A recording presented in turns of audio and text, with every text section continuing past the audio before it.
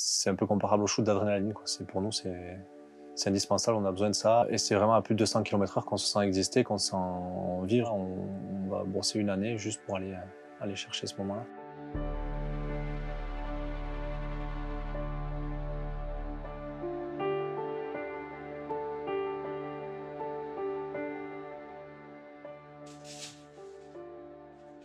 Tout simplement, j'ai évolué avec ce sport. J'étais un petit garçon, donc timide, pas très à l'aise, physiquement plutôt doué, mais un peu feignant.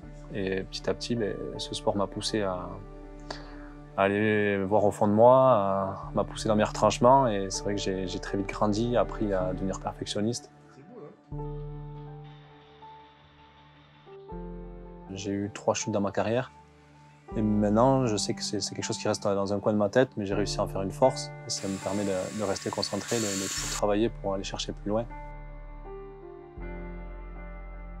On est à la recherche d'une performance pour aller chercher un record du monde. On est là pour être les hommes les plus rapides du monde. Mais c'est tous les coureurs qui sont les uns avec les autres. On a tendance à se supporter, à s'encourager. Et il se trouve qu'on ne sait pas vers quoi on va.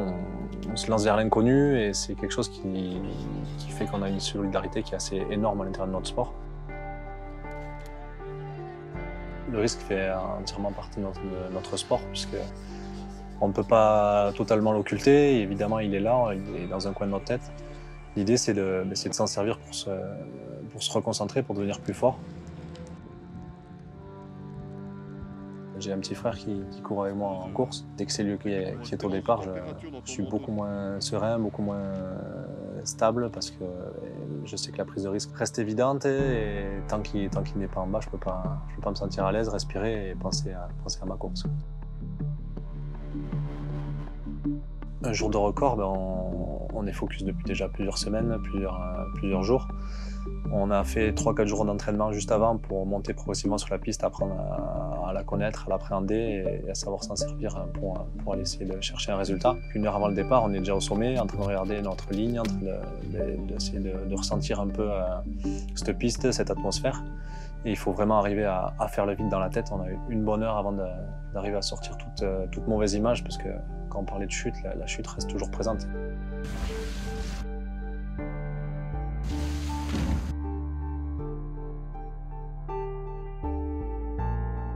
C'est le sport non motorisé le plus rapide sur Terre. Donc en moins de 6 secondes, on dépasse les 200 km/h.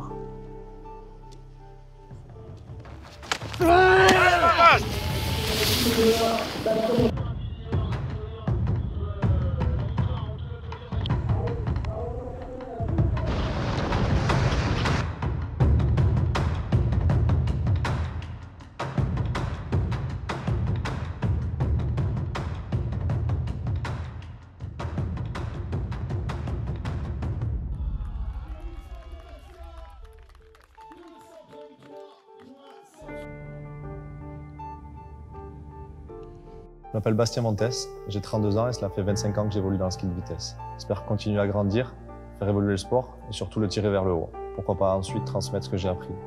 Mais je n'ai pas encore fini de croire en mes rêves.